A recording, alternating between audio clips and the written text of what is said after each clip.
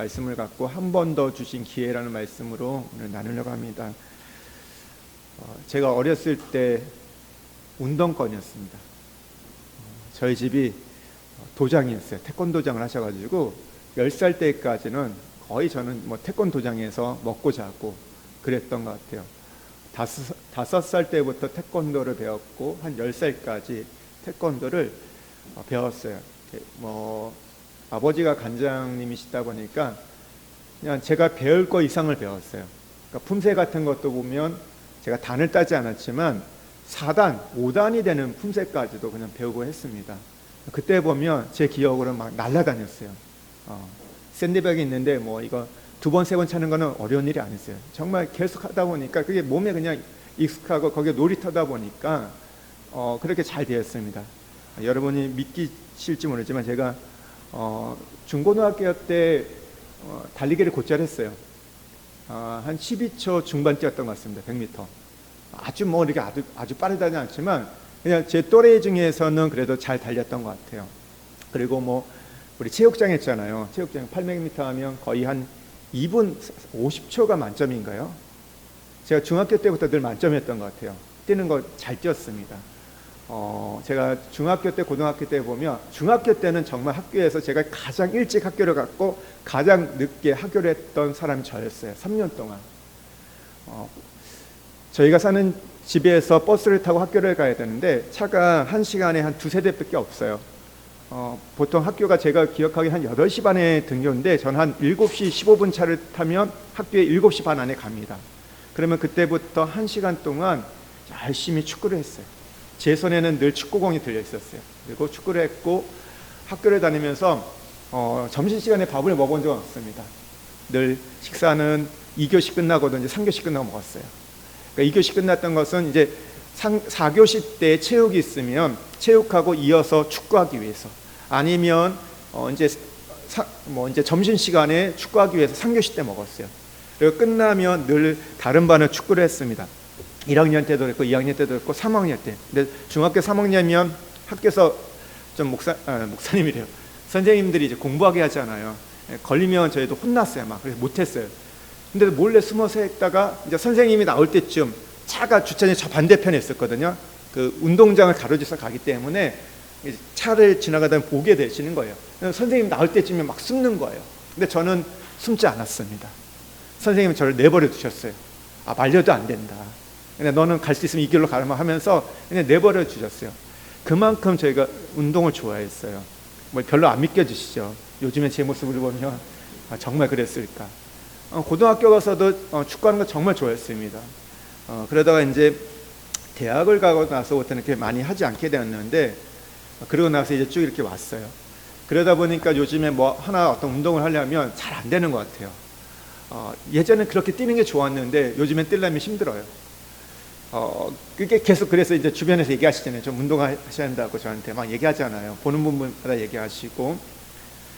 제가 딱 2달 전에 아팠어요. 그때 아파가지고 꽤 오랫동안 한 7주 넘게 아팠는데, 지금까지는 8주인데 2달이에요. 그러다가 얼마 전 한 2주 전에 아프면서, 보통 아프면 사람이 어때요? 입맛이 없잖아요. 아프니까 열도 나고 기침도 나고 그러니까 입맛이 없었는데, 몸은 아픈데 입맛은 멀쩡한 거예요. 그래서 잘 들어가는 거예요. 그러다 보니까 어떻게 해요? 제가 아프다 보니까 밖으로 잘 안 나왔거든요. 집에만 많이 있다 보니까 점점 배가 이게 너무 커지는 거예요. 심각하다. 제 인생의 최고점을 찍고 있고 그러다 보니까 2주 전부터 안 되겠다는 각성이 일어났습니다. 그래가지고 이제 집에 이제 저희 그 층을 돌기 시작했어요. 1시간에서 1시간 반 정도 이제 돌고 있거든요. 하고 나면 하고 났더니 밤에 막 결린 거예요. 막 팔 움직였더니 어깨가 결리고 다리도 붓고 막 힘든 거예요. 오늘도 사실 그랬어요. 잘 때 너무 몸이 막 부딪혀 가지고 아픈 거예요. 2주 동안 오면서 그런 마음이 든 거야. 오늘은 힘드니까 좀 늦게, 내가 지금 일이 끝났으니까, 하는 일이 끝났으니까 안 해야겠지, 그런 생각을 갖고 있는데, 그래도 해야지 이런 마음으로 억지를 했어요. 근데 2주를 하니까 여전히 몸은 아픈데 약간 몸이 가벼워진 느낌이 들어요.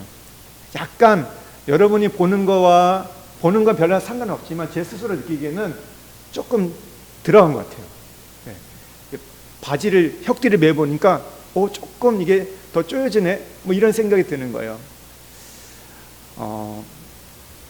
우리가 하나의 어떤 운동을 하고 받아들임에 있어서 한 번을 한다고 해서 한 번 열심히 하고 뭐 죽도록 한다고 해서 우리가 되지 않잖아요. 너무나 잘 알고 있어요. 우리가 어떤 운동 같은 것도 있고 뭐 공부를 하거나 할 때도 꾸준히 해야지만이 어느 순간 갈 때 어제 그러더라고요. 이제 아내하고 이제 우리 고집사님하고 우리 권사님이 어제 계단을 오르락내렸는데 아내가 하는 말이 아내는 이거 몇 번만 오르락내리락 계단하는데도 힘드는데 권사님은 전혀 그렇지 않대요. 왜 그럴까요? 권사님은 늘 평소에도 그런 운동을 하다 보니까 처음에 아내가 그 생각해요. 권사님이 괜찮으실까? 안 하는 거 하시다는데 아닌 거예요. 이미 몸이 그렇게 단련되어 있다 보니까 그런 걸 할 때 잘 하신다는 거죠. 제가 왜 이 얘기를 하냐면 우리가 최근에 이제 우리가 이 사무엘상 얘기하면서 우리가 묻고 물어야 된다. 하나님 앞에 기도해야 한다 얘기했죠. 음성을 들어야 한다는데 근데 이 얘기를 했더니 반응이 이런 거예요. 대부분이 안 들린다고. 내가 들으려고 하는데 안 들린다고 얘기를 해요. 근데 당연하죠. 안 들리죠. 내가 지금 오늘 듣고자 한다고 해서 당연 들리면 얼마나 좋겠습니까? 안 들려요. 그럼에도 불구하고 계속해서 해가는 거예요. 그러다 보면 어느 날 그것이 들리기 시작한다는 거예요. 그러니까 한 번, 두 번 여러분 안 된다고 해서 포기하시면 안 됩니다. 꾸준히 갈 때 가능한 거예요. 그리고 성경을 읽는 것도 마찬가지예요. 읽다가 중간에 스톱하면요 다시 읽기가 쉽지 않아요. 읽어도 잘 이해가 안 돼요. 이게 잘 안 다가와요. 꾸준히 가야 됩니다. 그러니까 운동도 그렇고 우리가 어떤 걸 섭취할 때도 그런 것처럼 말씀을 먹는 것도 기도하는 것도 꾸준히 가야 돼요. 근데 중간에 여러분 스톱했어요. 그러면 어떻게 돼요? 안 된다 보다 포기하지만 그러면서 다시 하셔야 돼요. 그러면서 또 가시는 것들이 필요합니다. 그러다가 되는 것이지 우리는 제가 좀 무슨 마음이 있냐면 목사로서 볼 때는 신앙에 대해서 쉽게 생각하는 경향이 있어요. 우리가 신앙에 대해서 우리 한 가지 다른 것을 이뤄내기 위해서는 굉장히 많은 걸 투자하거든요. 사실 그런데 그에 비해서 신앙은 그렇게 하지 않아요. 하긴 하죠. 근데 그렇게 집중하지 않아요. 그렇게 마음 쓰지 않아요. 이거는요 자연의 이치나 신앙의 이치도 별반 다르지 않습니다. 집중하고 몰입할 때 우리가 거기에 투자하고 할 때 가능한 거지 듬성듬성하면서 되길 바란다. 그러니까 죄송한 얘기지만 어쩌면 이건 도둑놈 씹본 거예요. 그러니까 그렇게 되지 않습니다. 그렇지 않습니까? 보세요. 우리 이제 여기 우리 자녀들 이미 다 이제 대학 간 우리 자녀들 있지만 대입을 앞둔 자녀들 보세요. 고등학교 자녀들 우리 중고등학교 때 애들 어때요? 한 등급 올리기 위해서 1점 올리기 위해서 어떻게 해요? 그냥 되는 게 아니에요. 우리 보면 그냥 1점 별거 큰 차이가 아닌 것처럼 보이지만 애들이 1점 올리기 위해서 죽을 똥쌀똥 하면서 막 하는 걸 보게 돼요. 그 다음에 올라가는 데는 정말 쉽지 않다는 것이죠. 신앙도 마찬가지인 거예요. 그렇게 하지 않고는 안 된다. 그래서 뭐라고 말씀하세요? 하나님 어떻게 사랑하라고요?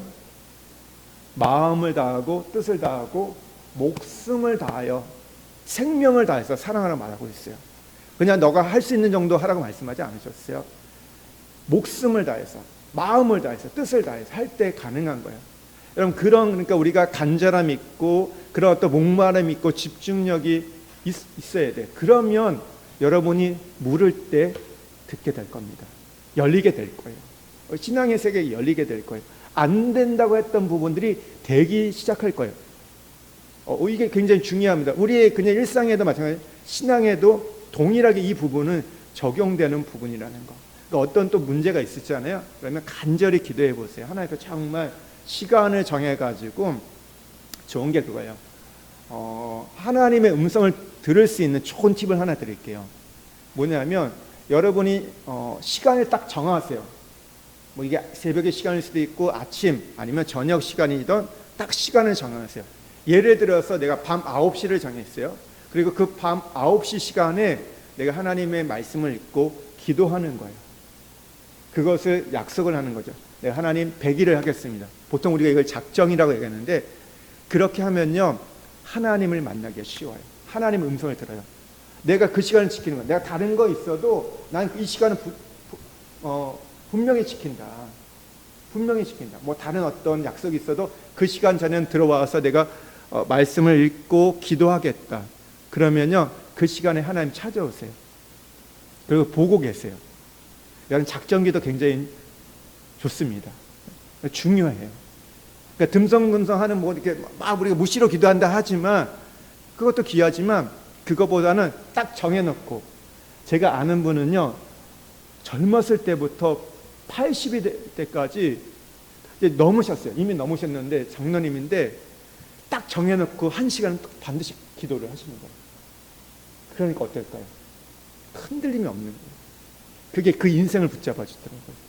근데 그 가운데 하나님이 말씀해 주심이 있고 인도하심들이 있는 거예요.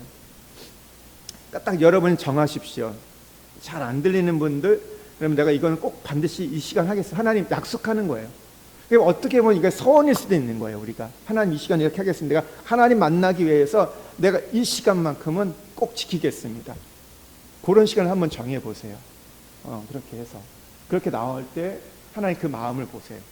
그리고 찾아와 주실 거예요. 오늘 우리가 이 사무엘 15장은 우리가 13장부터 사울의 몰락을 봤어요. 13장에서 어떻게 해요? 월권하죠. 조급함과 성급함으로 자기가 건드려서는 안 될, 해서는 안 될 제사를 대신 드립니다. 또 14장에서는 어떻게 해요? 오늘 아들이 믿음으로 나가서 싸움에서 승리하는데 오버해가지고 또 자기 스스로 어떤 신앙 있는 자다가 민족에게 위기를 주는, 아들을 죽일 뻔하는 그런 모습을 보이게 되었고, 오늘 15장은요 어떤 얘기냐면 하나님이 이 사울에게 회개할 수 있는 기회를 한번 주셨어요. 내가 너를 버렸다고 말씀하셨지만 다시 한번 회개할 수 있는 기회를 주셨는데 그것마저도 오늘 사울이 거절하는 걸 보게 됩니다. 여러분 이걸 꼭 기억하십시오. 회개라는 거는요 항상 할 수 있는 게 아닙니다. 회개는 기회가 있어요. 하나님께서 마음을 움직여 주셨을 때, 또 우리의 마음이 더 이상 완고해져서 강해지기 전에 회개할 수 있습니다. 그러니까 항상 회개할 수 있는 게 아니에요. 우리가 착각하는 게 뭐냐면 내가 회개하면 된다고 생각해요. 근데 그 타이밍이 지날 때가 있어요. 내가 회개하려고 해도 회개가 되지 않을 때가 있습니다. 회개는요 우리의 입술로 고백함으로 시작하지만 결국 성령께서 도와주셔야지만이 회개가 되는 거거든요. 근데 우리는요 신앙에 대해서 내가 하면 된다는 착각들이 있는 거예요. 근데 가장 힘든 게 뭔지 아세요? 가장 어려운 게 뭔지 아세요? 신앙에서요 회개예요. 이건 내 마음대로 안 돼요. 되면 좋겠는데 안 돼요. 아니 이걸 하고자 하는 마음조차도 잃어버릴 때가 있어요. 잃어버리게 돼요. 내가 마음 먹는다고 해서 되는 게 아닙니다. 이 얘기는 제가 종종 하는데 그 사익감 구할 때 이제 그런 거 있잖아요. 다 보니까 조건 보니까 괜찮은데 믿지 않아요. 성격도 좋고 돈도 잘 벌고 그러니까 뭐 안 믿는데 그러면 우리 집에 들어와서 믿게 하면 되겠지. 그렇게 하는데요. 뭐 그렇게 되면 감사하는 일이죠. 근데 그것은 교만이에요. 내가 믿게 하는 게 아니잖아요. 주님이 그 마음을 열어주셔야 되는데 제가 무슨 얘기를 하냐면 이 부분들이 제 권사님들 잘 들으세요. 이제 딸 둔 분들, 뭐 아들 둔 분들, 뭐 며느리 받아야 할 때 그게 마음대로 안 돼요. 신앙이 선택이 아니거든요. 취미처럼 이렇게 할 수 있는 부분이 아니에요. 이건 생명의 영역인데 이걸 제가 왜 얘기하냐면 그 얘기 너무 많이 들었어요. 권사님 중에서 자녀들이 안 믿는 사람 만나서 하는 부분에 얘기할 때 이 부분들은 우리가 기도해 가지고 이렇게 하면 될 거야 하는데 하나님 앞에 잘못하면 교만인 거예요. 그거는 내가 할 수 있었다면 우리 남편도 내가 구원할 수 있는 거고 내 자녀도 구원할 수 있는 건데 그게 안 되잖아요. 근데 남의 자식을 그게 마음대로 될까요? 모르겠어요. 요즘에는 사회들이 하도 이제 장모님 얘기를 잘 들어가지고 모르겠지만 그게 아닌 거예요. 그러니까 우리가 이 부분들 신앙의 영역들은 사실은 하나님의 주권의 영역이 더 크기 때문에 쉽지 않습니다. 그러니까 우리에게 주셨을 때 그 기회를 놓치지 말라는 얘기인 거예요. 그리고 우리가 할 수 있다고 교만해서는 안 된다. 어떤 면에서 지금 사울에게는 하나님 은혜를 주신 거예요. 한 번 더 내가 너를 버린다고 했지만 그럼에도 불구하고 하나님이 다시 한번 돌이킬 수 있는 기회를 줬는데 사울이 불순종합니다. 그러니까 블레셋 전쟁이 다시 일어나잖아요. 블레셋 전쟁 이후에 이제 오늘 뭐예요? 아말렉과 전쟁이 일어나요. 아말렉과의 전쟁이 있는데 이때 어떻게 했냐면 하나님의 말씀을 듣고 순종하는 것보다 자신이 이 생각대로 하다가 문제가 일어나요. 앞에서는 이제 그 13장에서 블레셋 전쟁에서 그랬잖아요. 하나님의 말씀 듣지 않고 자기가 원하는 대로 하다가 문제가 생겼고 이제 오늘 15장에서는 이제 아말렉과 그랬어요. 여기에 보면 하나님께서 이 앞에서부터 한 500년 전부터 출애굽기 17장에 보면 모세가 아말렉과 싸우잖아요. 기억나세요? 출애굽기 10장에 보면 이제 강에 들어 싸우는데 싸우고 나서 뭐라고 말씀하시냐면 다 아말렉을 치라고 말씀하셨어요. 아말렉을 치라고 말씀했는데 오늘 이제 사울이 이 아말렉과 싸울 때 대승을 합니다. 크게 이기는데 그러면 이제 그 말씀대로 다 모든 것들을 진멸해야 되는데 그렇지 않고 자기 욕심에 이끌려 가지고 하나님 앞에 범죄합니다.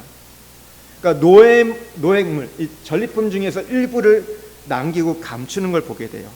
9절 말씀을 한번 좀 볼게요. 9절 말씀 한번 같이 읽겠습니다. 사울과 백성이 아각과 그의 양과 소의 가장 좋은 것 또는 기름진 것과 어린 양과 모든 좋은 것을 남기고 거기까지요. 모든 좋은 것을 남기고 하나님은 남기지 말라고 하셨거든요. 근데 남겼어요.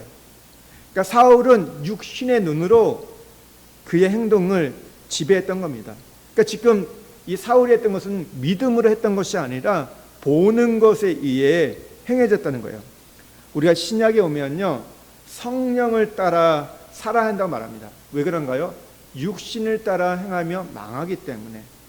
그러니까 우리가 선악의 문제가 아니고 지금 하나님이 무엇을 원하신가 중요하죠. 지난주 말씀에도 그리스도의 삶의 기준은 어떤 선악 윤리보다 그보다 더 상위법이 있다. 성령의 법이 있다. 말씀을 드렸어요. 사람 보기에 옳은 것, 자기 성에는 옳은 것을 행하지 않고 하나님이 지금 우리에게 무엇을 요구하시냐를 따라서 우리가 해야 한다는 거예요. 근데 이걸 보면요 성경에서 보면 이해되지 않는 사건이 있어요. 여러 가지 일들이 있는데 첫 번째 대표적인 이런 거죠. 아브라함에게 이삭을 바치라는 거. 어떻게 보면 인신 제사잖아요. 말이 돼요? 아들 그렇게 귀하게 100세 때 얻은 아들을 이 어린 아들을 바치라는 거. 또 하나는요 요나한테 니느웨에 가서 회개를 외치라고 얘기해요. 이스라엘에 있어서 니느웨는 어떤 땅입니까? 니느웨는요 아수르예요. 아수르의 수도거든요. 아수르는 원수의 나라인 거예요.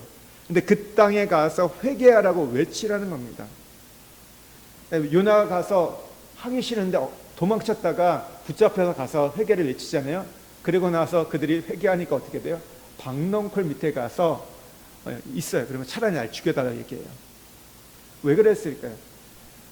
요나의 입장에서는요, 이스라엘 입장에서는요, 지금 자기가 하는 게 매국노의 역할인 거예요. 원수의 나라에 가서 복음을 외치고 있으니까. 그런데 이런 것들이 뭐예요? 육신을 따라서 판단하는 것이 아니라 어떤 우리의 자연법, 윤리를 따라서 행한 것이 아니라 하나님이 지금 내게 요구하시는 것, 지금 하나님 말씀하신 것에 순종한다는 것이죠. 우리가 육신을 따라 살면요 이런 하나님의 지시 명령에 순종할 수 없습니다. 성경은 그래서 성령의 소욕과 육체의 소욕은 항상 충돌한다. 갈라디아서 5장 16절 말씀 한번 찾아보실래요?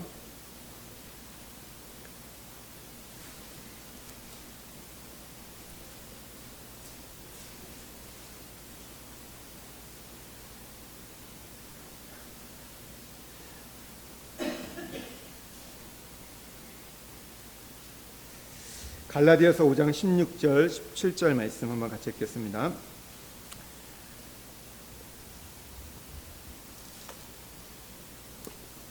함께 읽을게요. 너희는 성령을 따라 행하라. 그래야면 육체의 욕심을 이루지 아니하니라. 육체의 속은 성령을 거스르고 성령은 육체를 거스르하니 이 둘이 서로 대적함으로 너희가 원하는 것을 하지 못하게 하려 함이라. 여기 보세요. 성령을 따라 행하라. 그래야면 육체의 욕심이 이루어지지 않냐. 그러니까 우리에게 육체의 욕심이 있는데 그걸 안 하려면 어떻게 해요? 성령을 따르면 되는 거예요. 적극적으로 우리가 성령을 따라가고 성령의 플로잉에 우리가 동참하면 된다는 얘기입니다. 육체와 성령은 항상 거스린대요. 항상 대적하고 싸운다고 말합니다. 그러니까 육체와 성령은 공존할 수가 없어요. 둘 중에 하나는 피 터지게 싸워가지고 누가 승리하냐에 따라서 그 인생이, 그 길이 결정된다는 거예요. 우리가 어떤 것에 막 취했거나, 그러니까 예를 들어서 어떤 감정, 혈기, 미움, 분노에 취했으면요, 성령께서 우리에게 터치해 주셔도요, 하나님 말씀해 주셔도요, 그걸 들을 수 없는 거예요. 아이들 보세요. 아이들 보면요, 게임에 몰두했으면요, 엄마의 얘기가 안 들려요. 게임에 어떤 보는 거에 애들이 심취했으면요, 아무리 큰 소리로 얘기해도요, 귀뚱이도 안 들려. 듣고 흘려버려요. 엄마 그렇게 얘기했잖아. 언제? 애들 그러고 그냥 지나쳐가는 걸 보게 돼요. 우리도 마찬가지예요. 어떤 것에 너무 취하면요, 성령의 음성에 들리지 않습니다. 그러니까 우리가 쇼핑에 막 취했다고 생각해 보세요. 갈 때마다 뭘 살려고 이렇게만 해보세요. 그러면 안 들리는 거예요. 때로는 이것이 우리가 하는 취미일 수도 있어요. 때로는 뭐 돈벌이일 수도 있고 어떤 우리가 건강일 수도 있지만 이거에 너무 취했으면요, 안 들려요. 어떤 분들 만나서 얘기해 보면요, 모든 게 이 깔때기 일어나시죠. 어떤 분은 건강인 거예요. 뭘 얘기해도 결론은 다 가면 건강 얘기하세요. 왜냐면 거기에 지금 본인이 빠져 있다 보니까 딴 얘기는 안 들려요.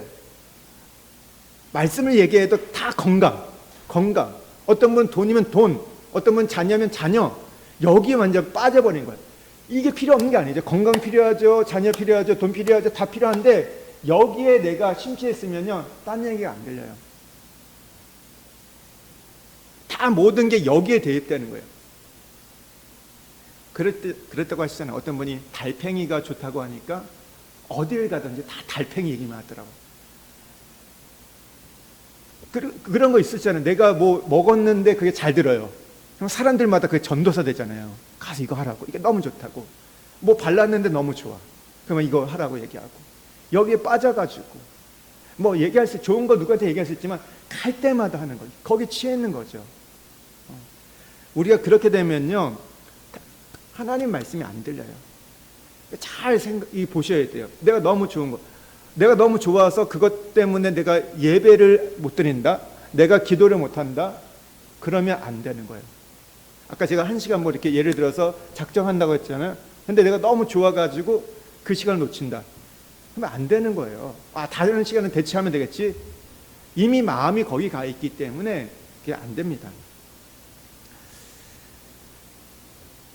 지금 사울에게 한 번에 정말 절의 기회를 줬는데 육신에 취했다 보니까, 자기의 생각이 취했다 보니까 그 기회를 놓치게 됩니다. 망할 길을 선택하고 있어요. 아무리 하나님이 우리에게 좋은 걸 주셔도요, 우리의 근본 생각이 바뀌지 않으면, 마음의 구조가 바뀌지 않으면 여전히 우리는 망할 길로 갈 수밖에 없다. 이걸 기억하셔야 돼요. 사울에게 지금 회개할 수 있는 기회를 하나님 주셨는데 어떻게 받아들여요?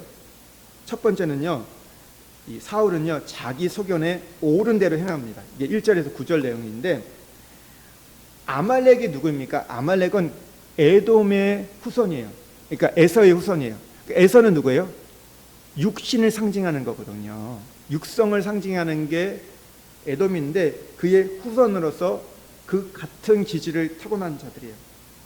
유목민으로서 약탈하는 민족이었는데, 이들은 이스라엘 민족이 애굽에서 나와서 가나안 땅을 향해 갈 때 광야에서 첫 번째 만났던 적이에요. 가나안을 향하여 가는 길을 최초 막았던 대적입니다. 그러니까 이스라엘과 아말렉은 늘 이 적대 감정이 있었고, 출애굽 때 이스라엘을 습격했던 족속이에요. 그래서 하나님께서는 이들을 진멸하라고 500년 전부터 말씀하셨어요. 그리고 나서 오늘 사울에게 다시 말씀하셨죠. 사무엘상 15장 1절 2절에 보면 사무엘이 찾아와서 사울에게 얘기해요. 하나님 나를 보내셨다. 왕을 기름 부어 왕을 세웠는데 이제 왕은 하나님 말씀을 들으십시오. 하나님이 이렇게 말씀하셨어요. 아말렉이 우리에게 행했던 일들, 애굽에서 나왔던 일을 기억하고 그들을 내가 벌하노니 다 없애라고 오늘 말씀하셨어요. 하나도 남기지 말고 다 진멸하라고. 어느 정도까지요? 3절에 보면 남녀와 소아와 젖먹는 아이, 우양과 낙타와 나귀를 죽이라. 어떻게 보면 너무 잔인하죠. 근데 그 모든 걸 헬렘이라 말하거든요. 다 모든 것을 진멸하라고 얘기했어요. 어떤 다시 근원을 완전 제거하라는 거죠. 이 얘기 언제 얘기했다고요? 500년 전에 얘기했던 것들을 다시 끄집어서 지금 말씀하고 있어요. 500년이 지나도 없어지지 않는 죄가 있다는 겁니다. 500년이 지난 다음에도 하나님께서 기어이 원수를 갚으라고 할 정도로 엄청난 죄가 있습니다. 이들의 죄가 뭐예요? 하나님의 백성들이 하나님을 섬기기 위해서 가나안 땅을 가는 노정을 막는 죄예요. 우리가 죄를 지어서는 안 되겠지만 그래도 좀 죄를 지어도 골라서 짓는 지혜가 필요합니다. 그러니까 죄를 지어도요. 왜냐하면 죄를 지었을 때 나를 좀 힘들게 하는 죄도 있지만, 어떤 죄는요 나만 힘든 게 아니라 내 가족도 심지어 내 후손까지도 망하게 하는 죄가 있어요. 오늘 그게 뭐예요? 아말렉의 죄예요. 500년이 지났는데도 그들을 다 진멸하라고. 그 죄의 대가가 이어져가는 걸 보게 됩니다. 그러면 이게 어떤 죄냐? 이 아말렉의 죄가 뭐냐면요, 예수 믿는 사람을 예수 못 믿게 하는 거. 그러니까 예수님을 믿는 일을 방해하는 일, 신앙을 성장하지 못하도록 장애가 되는 죄가 무서운 죄로 얘기하는 거예요. 우리 신앙생활 오래 한 분들 교회에서 예전에 이런 말 많이 했어요. 주의 종을 방해하지 말라, 교회를 힘들게 하지 말라. 왜 그러냐면 이게 아말렉의 죄이기 때문이에요. 500년이 지난 후에도 그의 후손의 후손, 수백 년이 지난 후에도 그 죄를 물으시는 하나님의 심판을 우리가 봐야 한다는 겁니다. 그러니까 우리가 기억해요. 누가 신앙생활을 하려고 하는데 방해하거나 대적하면 그것은 나만 문제가 아니라 그 후손까지도 문제가 된다. 영향을 미친다는 거. 반대로 하나님이 좋아하는 일은 뭘까요? 이걸 뒤집어 보면요, 다른 사람이 예수 믿으려고 할 때 도와주는 거, 섬겨주는 거, 기회를 주는 거, 그것을 하나님이 기뻐한다는 거예요. 그래서 하나님이 우리가 전도하는 걸 기뻐하는 거고, 우리가 누군가를 양육하고 서포트하고 이렇게 할 수 있도록 도와주는 것들을 너무 기뻐하신다는 거예요. 이 아말렉 수백 년이 이른 후에도 하나님 기억하셔가지고 17장에 보면 이렇게 말씀하세요. 절대로 잊어버리지 말라. 그리고 하나님 모세에게 뭐라면, 너의 다음 세대인 여호수아에게 그 기회 들려서 여호수아도 이걸 기억하게 해라. 아니 그 정도가 아니라 이것을 기록해가지고 그의 후손까지 그것을 기억하게 하고 그 아말렉을 다 진멸하라고 말씀하셨어요. 그것이 지금 500년이 지나고 나서 다시 반복되고 있는 거예요. 사울은 이런 하나님의 분노, 하나님의 진노를 깡그리 무시하고 자기 소견에 옳은 대로 좋은 것을 갖다가 제사 드리면 되겠지 하면서 남겨둡니다. 근데 우리가 하나 이 아말렉 민족을 도말하고 했을 때 이 아말렉이 이스라엘을 공격했던 것은 500년 전의 사건이에요. 그러면 그 죄를 지었던 사람이 다 죽었잖아요. 이미 흔적이 안 남았을 거예요. 그 민족은 있지만 500년이 지났기 때문에 상관없이 보이잖아요. 그런데 오늘 잘 보면요, 이 아말렉은 여전히 이스라엘 민족에 대해서 증오와 정의를 갖고 있습니다. 여기에 보면 뭐 공격했다는 이야기는 없지만 32절과 33절에 보면요, 그들이 역시 이 모세 시대에 가증했던 조상과 마찬가지로 잔인하고 살상을 좋아했던 민족임을 우리는 알 수 있습니다. 우리가 순종하는데, 하나님의 말씀을 순종하는데 정말 내가 온전하게 순종하는가, 아니면 치사 선택을 하고 있는가를 질문해 보셔야 돼요.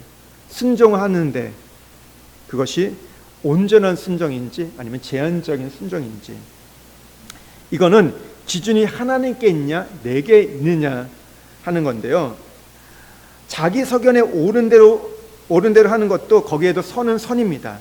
그러니까 이게 사울의 입장에서는요, 제사 드리기에 괜찮은 것은 아까우니까 죽여서는 안 된다고 자기가 판단해요. 선이죠. 그런데 하나님의 입장에서 이게 악이었던 겁니다. 그래서 때론 우리의 어떤 이 최선에 반대일 수도 있어요. 하나님은 항상 우리에게 원하는 것은요, 부분적인 순종이 아닙니다. 우리 어떤 치사 선택이 아니라 하나님의 말씀에 좀 곧대로 믿고 순종하기를 원하시는 거예요. 그 순종과 결단을 우리에게 원한다는 거죠. 우리가 순종하고 결단하지만 그 행함을 우리가 100% 못할 수도 있어요. 하지만 우리가 그 100% 순종하고자 하고 그것을 따르고자 하는 그 마음과 그 행함들을 하나님 기뻐하신다는 거예요. 그러니까 부분적인 순종, 치사 선택은 오히려 더 나쁜 결과를 가져올 수 있다는 것을 기억하셔야 돼요. 10절과 13절에 보면요, 이 사울이 또 어떻게 하냐면요, 자신의 정당성을 찾고 변명하게 급급합니다. 하나님 사무엘에게 사울이 이 불순종한 걸 보고 왕 삼은 것을 후회한다고 말씀하세요. 이 말씀을 들은 사무엘이 어떻게 합니까? 밤새 근심하면서 하나님께 기도해요. 그리고 나서 사울을 만나기 위해서 아침 일찍 찾아가는데요, 그런데 지금 사울은 뭘 하고 있죠? 우리 15장 12절 말씀 한번 보실래요? 한번 같이 읽겠습니다.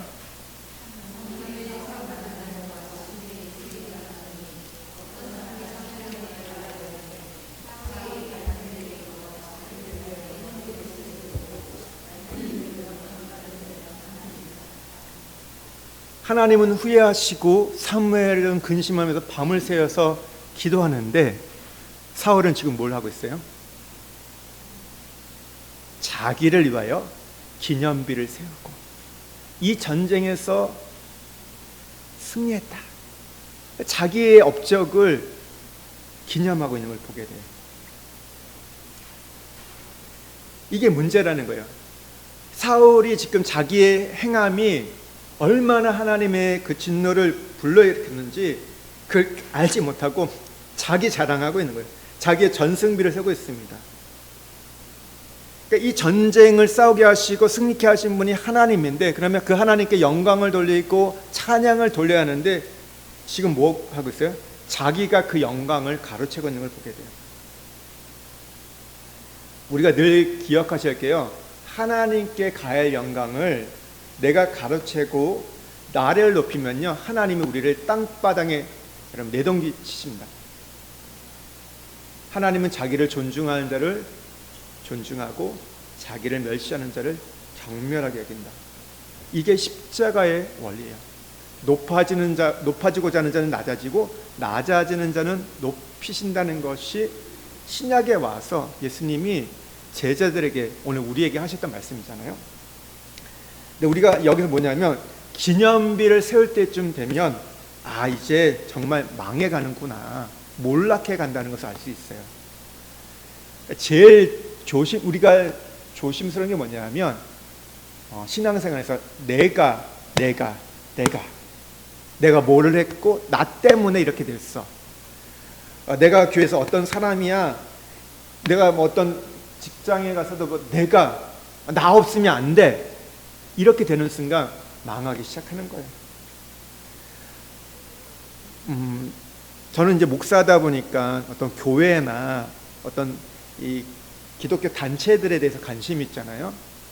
근데 그걸 조금 보다 보면 이렇게 잘 돼야 된다. 정말 하나님께 귀하게 쓰이다가 그 단체가 왜 쇠퇴했을까? 왜 갑자기 무너졌을까 보면요.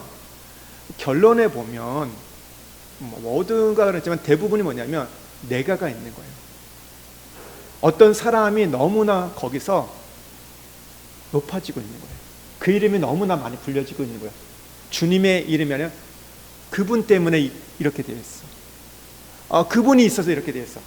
그럴 수 있죠. 하나님이 사용해서 그렇게 됐는데 그분 없으면 안 돼. 자꾸 얘기를 하는 거예요. 제가 참 많이 도움을 받았던 곳이 있어요. 말씀을 배웠는데 되게 도움을 받았던 곳이 있었는데, 그래서 거기서 했던 것들을 참 많이 제가 들었습니다. 그래서 많이 깨달음이 있었어요. 근데 어느 날 가는데 마음이 좀 불편한 거예요. 어떤 수련을 하는데 거기는 이제 그거에 대해서 질문을 하며 답을 하는데 목사님들이 모이는 모임이었어요. 근데 얘기를 하는데 나와서 뭘 얘기할 때마다 이분들이 그냥 그 자기가 어떤 말씀에 대한 그 피드백을 하면 되고 하는데 꼭 그 모임의 설립자 목사님의 이름을 얘기하는 거예요. 내가 이 목사님 만나서 내 인생 바뀌었다. 내가 말씀이 열렸다. 거의 모든 분들이 그러는 거예요. 어느 순간 듣는데 제가 너무 불편한 거예요. 좀 모임이 좀 약간 이상하게 가는 것 같다. 이상하게 가는 것 같다. 그런 마음이 있었거든요.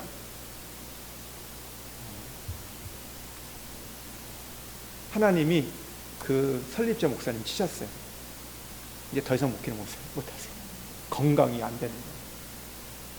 그러니까 그분이 너무 높아지는 거예요. 내가. 교회에서는요, 어떤 사람이 높아지면 안 됩니다. 목사도 높아지면 안 되고요. 그러니까 그리고 보면 누군가 굉장히 특별히 헌신했던 분 있잖아요. 감사해야죠. 또 기억할 부분도 있지만 높이는 순간 그러면 하나님이 데려가시던지 문제가 생긴다. 그러니까 우리 안에서도 내가 나오기 시작하면 내가 타락하고 있다고 생각하면 돼요. 내가 이렇게 해가지고 됐어. 내가 기도해가지고 됐어. 이게 제가 제일 조심해야 될 부분이거든요. 제가 아내한테 제일 많이 지적받는 게 뭐였대? 내가 얘기할 때는 아내 꼭 그 얘기해요. 당신이 뭐 이렇게 하면서 얘기를 하는데 진짜 조심할 게 그거예요. 내가 했다는 거.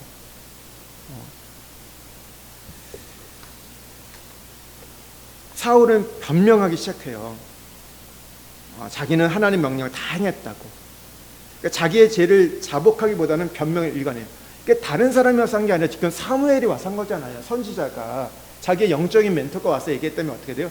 들어야 되잖아요. 혹시 내가 그런 게 없나 찾아봤는데 그러지 않아요. 변명합니다.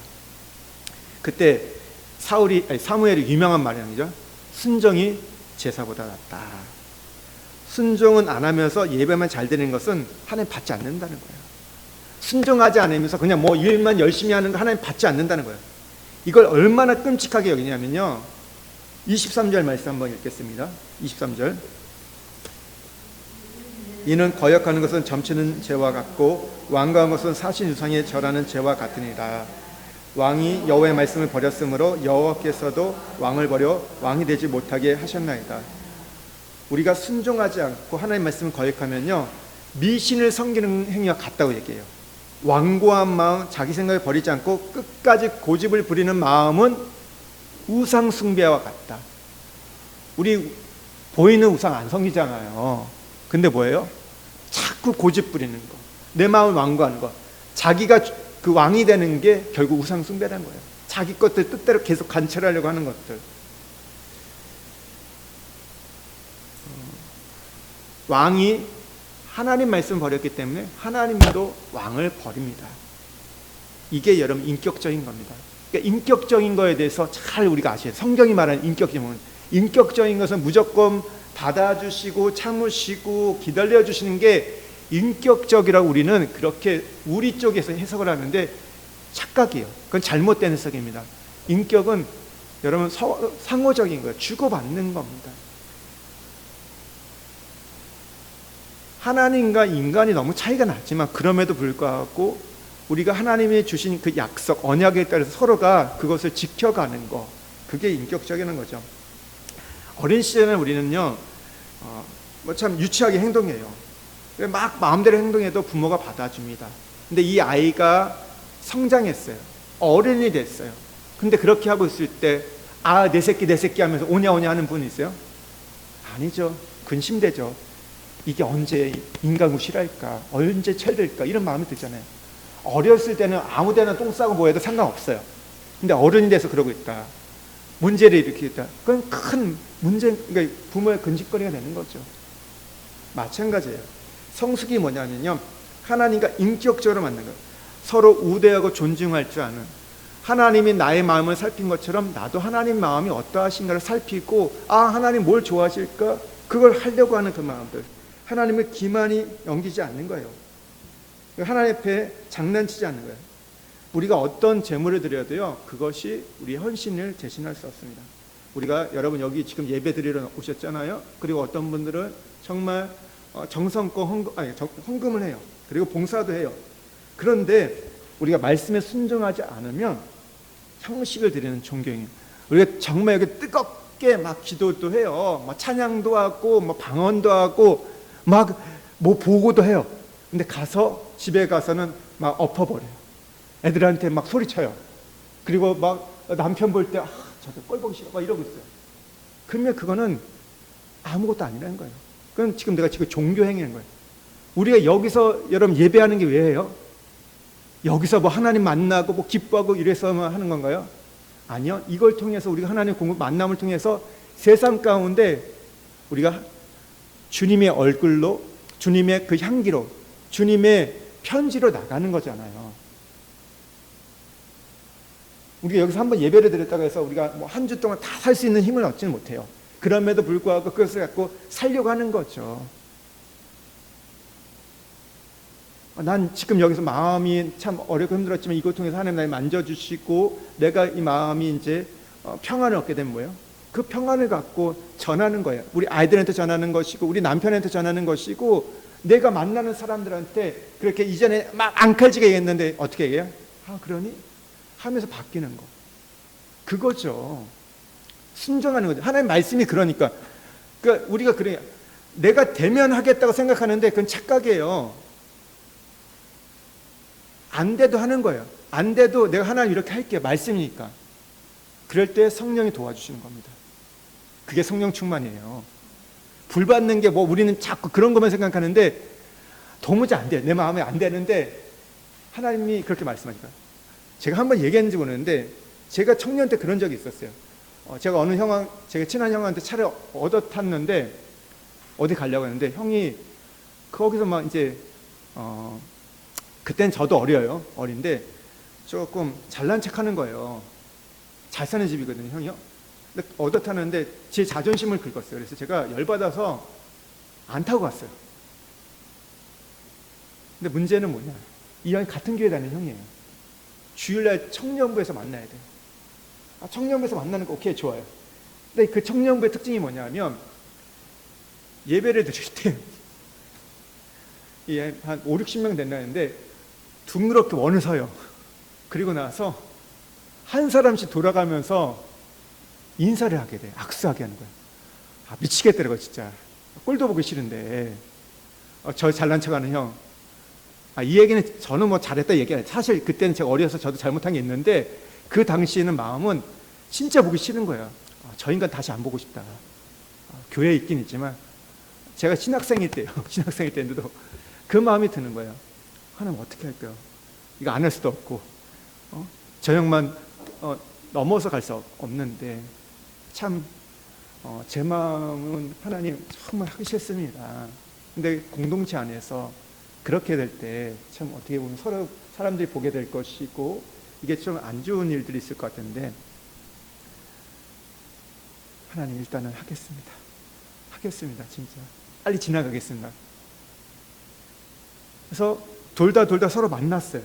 근데 딱 악수를 하는데 이 형이 웃는 거예요. 웃고 허기까지 했어요. 그러면서 그냥 확 마음이 풀어졌어요. 그 이전에 있었던 그 열받고 막 자존심 상하고 그 미워했던 마음들이 확 없어지더라고요. 저는 도저히 못하겠더라고요. 근데 해야 할 수밖에 없는 상황. 그래서 기도하고 했더니 그 손을 잡는 순간 그 마음이 풀어지더라고요. 서로가. 내가 마음이 있어서 하는 게 아니라니까요. 우리가 실패하는 이유는 뭐냐? 내가 마음이 있으면 할게. 근데 주님은 그렇게 안 해요. 네가 하면 내가 그 마음 만져줄게. 그거예요. 성령이 그때 도와주시는 거지. 우리는 성령 충만해서 맨날 갈 걸 생각하는데 그럴 때도 있지만 안 그럴 때가 더 많다. 성령 충만은요, 순종이 성령 충만이에요. 말씀이기 때문에. 내가 이해도 안 돼요. 발걸음도 안 떨어지고 말도 안 되는데 하는 게 그게 성령 충만이고, 그게 쌓이다 보면요 깊어지는 겁니다. 안 되셔도요, 하나님 말씀이 나한테 딱 왔다 그러면 순종해 가세요. 거기서 하나님 역사하십니다. 순종이 제사보다 낫다. 근데 이 말이 얼마나 이 구약의 패러다임을 뒤집는 말씀인지 아세요? 왜냐하면 구약에서 구원의 방법은 딱 하나예요. 제사를 통해서만 구원을 받을 수 있어요. 근데 그것을 뒤집어 가지고 너희들이 아무리 제사를 드려도 순종하지 않으면 안 된다. 이사야 1장에도 보면요, 내가 언제 너희들 보고 번제 화목제 드렸냐? 이거는 양을 잡는 것은 개나 돼지의 피를 뿌리는 것 같다. 66장에도요, 너의 가슴을 달라, 내게 사랑을 달라, 내게 진심을 보여달라고 말씀하세요. 제사밖에 구원의 방법이 없음에도 구약에서 말씀하셨어요. 신약에는요, 신약도 마찬가지예요. 우리가 믿음으로 구원을 받습니다. 우리가 아무리 예배를 드려도요, 하나님 앞에서 어떤 의무를 예배를 드린다고 해서 모든 걸 의무를 다 하는 게 아니에요. 이 얘기는 이런 거예요. 우리가 모범적인 신앙생활에 대해서 11조도 꼬박꼬박 드리고 감사헌금 드리고 하고 교회 봉사 예배 빠지지 않는 거예요. 이게 우리가 어떻게 보면 구약을 하면 구원의 방법이잖아요. 근데 그것을 갖고 내 의무를 다했다 생각하면 그것은 잘못된 생각이라는 거예요. 순종은 제사를 드리는 것보다 먼저 우리가 결단해야 할 문제라는 거예요. 그 말씀에 대해서 순종하는 것. 지금 사울은 하나님 말씀 청종치 않았다 할 때, 아니요, 저는 하나님 말씀 들었습니다, 지켰다고 얘기해요. 하나님이 우리에게 악하다고 꾸짖으면 거기다 바로 이제 고개를 숙여야 되는데, 그렇지 않고 나는 잘했다고 얘기해요. 갈라디아 6장 7절에 보면요, 스스로 속이지 말라, 하나님 만홀히 여김을 받지 않는다 얘기하세요. 만홀히 여긴다는 말이 뭐냐면 하나님 모시고 장난치지 말라는 거예요. 하나님은 우리의 중심을 깨뜨려 보시는 분이잖아요. 어떤 행위, 쇼로 우리가 대체할 수 있는 게 아니에요. 마지막 이제 24절에서 35절에 보면 이 사울은요, 회개를 하긴 해요. 그런데 이 회개가 형식적인 회개입니다. 가슴이 실리지 않는 회개인 거예요. 24절에 보면 사무엘에게 찾아가가지고 잘못을 인정하고 간청해요. 사무엘이 이 사울을 책망하면서 하나님이 당신을 버렸다고 얘기하니까 자기 죄를 고백해요. 내가 잘못했다, 용서해달라. 이 사울의 폐위를 선포하니까 이 사무엘의 바지가랑이 잡아당겨 막 찢을 정도로 하면서 매달립니다. 그런데 이 행동은 거짓된 거였어요. 죄를 고백하고 회개한 됐지만 표면적으로만 후회하는 행동이었습니다. 이게 어떻게 볼 수 있냐면요, 30절 보시겠어요? 30절.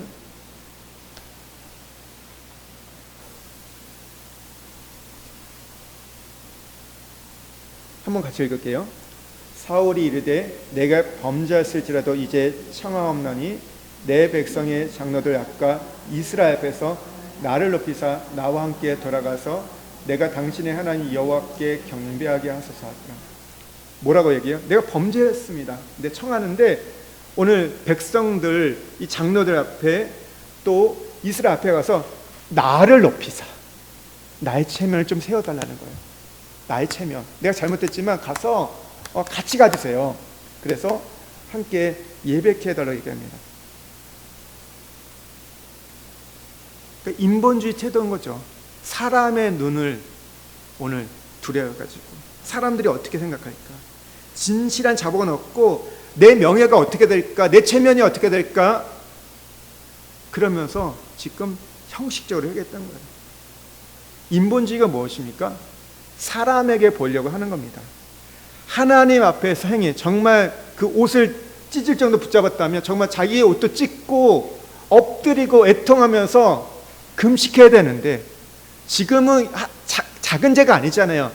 왕에서 폐위된 거예요. 왕관을 벗긴다고 하니까 오늘 이런 거예요. 우리에게 얘기하면 오늘 하나님의 촛대를 옮기신다는 거예요. 하나님의 그 기름 부음을 걷어가신다는 거잖아요. 그럼 끝나는 거잖아요. 그럼 어떻게? 애걸복걸해야죠. 거기서 정말 죽자 사자 매달려야 되는 건데, 그게 아니라 뭐예요? 거기서도 자기 체면, 자기 명예, 이게 드러나면 난 개망신이다. 어떻게 내가 왕으로서 체면이 어떻게 되느냐, 이런 것들. 우리가 회개하면서도 이런 게 너무 많은 거예요. 회개하면서도 다른 사람이 나를 어떻게 볼까, 이런 게 너무 많은 거예요. 우리 어른들은 별로 안 그러는데 청년들 수련회 같은 데 가보면요, 자매들, 제가 용어를 모르는데 눈에 이게 뭐 하죠? 이게 하는 게 이게 칠하는 게 뭐죠? 눈에 뭐 하죠? 경험해 봤잖아요. 막 흘러내리고 막 마스카라, 예. 마스카라 하면 그냥 여기 검은 눈물이 막 흐르는 거, 약간 보면 좀 그렇죠. 경험해 보셨어요? 자매들거든요. 막 그 은혜 받고 하나님 앞에 막 회개하면 막 이게 울다 보니까 이게 막 흘러내리는 거예요. 그래서 사실 그럴 때, 그런 집회 갈 때는 맨 얼굴로 가는 게 제일 좋거든요. 근데 그때도 막 예쁘게 하려고 가다가 이제 은혜 받고 하면 이게 막 흘러내려요. 그때는 뭐예요? 근데 참 그게 귀한 거죠. 다른 사람 안 보는 거예요. 정말 내가 하나님 앞에서 예쁘게 보려고 하지 않고, 누가 보이지 않고 정말 하나님 앞에서. 근데 우리는 뭐야? 그럴 때마다 닦아내잖아요. 조금씩 닦아내. 뭐 이렇게 누가 볼까 봐. 체면이 아니라는 거예요. 체면 때문에 하면 안 된다는 거예요. 어떻게 해요? 결론을 보면요, 사무엘이 사울과 결별합니다. 34절 35절에 보면 사무엘은 사울과 반대로 하나님 말씀에 철저히 순종해요. 그래서 평생 남은 기간 동안 사울과 만나지 않습니다. 이 버림받은 사울을 생각하면서 가슴 아파해요. 그리고 지도자로 인한 이스라엘 고통에서 마음을 아파하는 걸 보게 됩니다. 그러니까 누구든지 사람 앞에서 자기의 명예를 생각하면요, 자기의 죄를 하나님께 고백할 수 없어요. 목사도 그래요. 목사인데. 그러면 이제 거기서부터 이제 크게 문제가 생깁니다.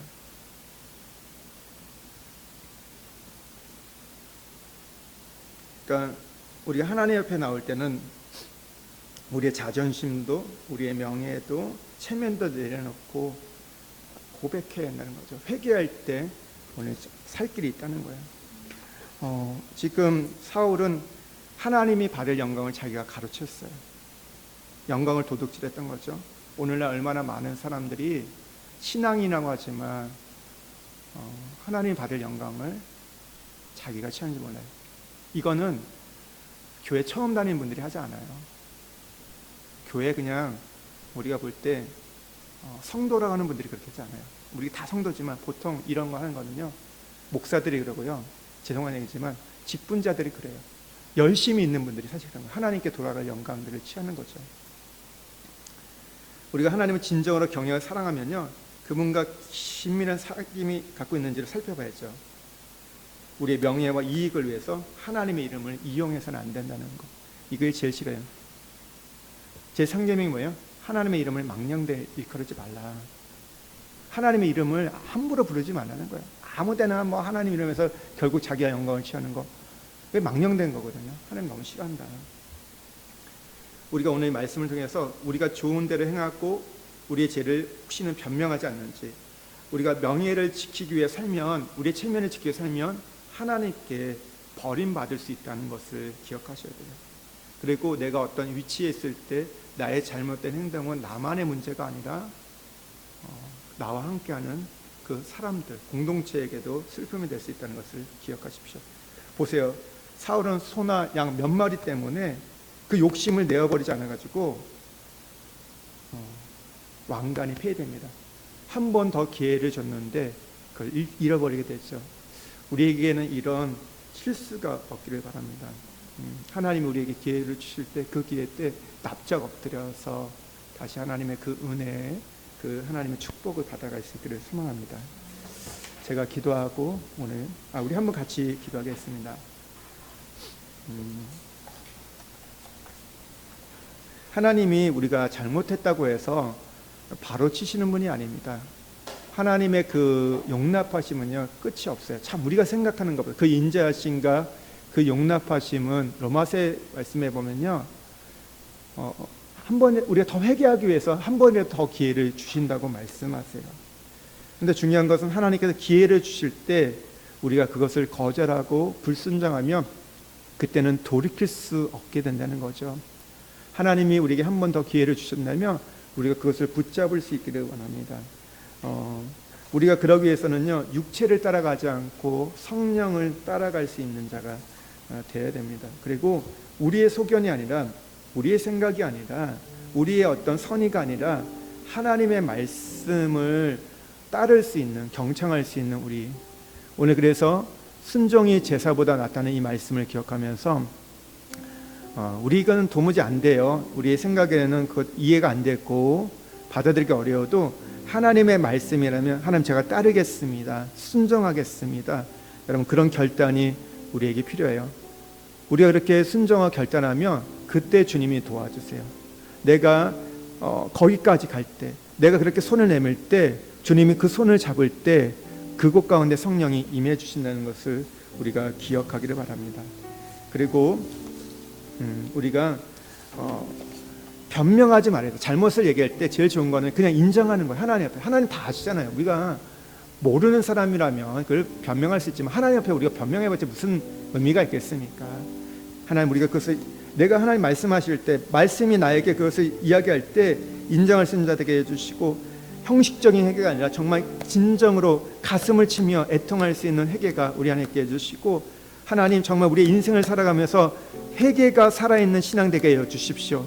그래서 언제든지 하나님께 돌이킬 수 있는 자, 주님께로 가까이 나갈 수 있는 우리가 되게 해달라고 우리 주여 은혜를 주옵소서 한번 외치고 기도하며 나가겠습니다. 주여 은혜를 주시옵소서.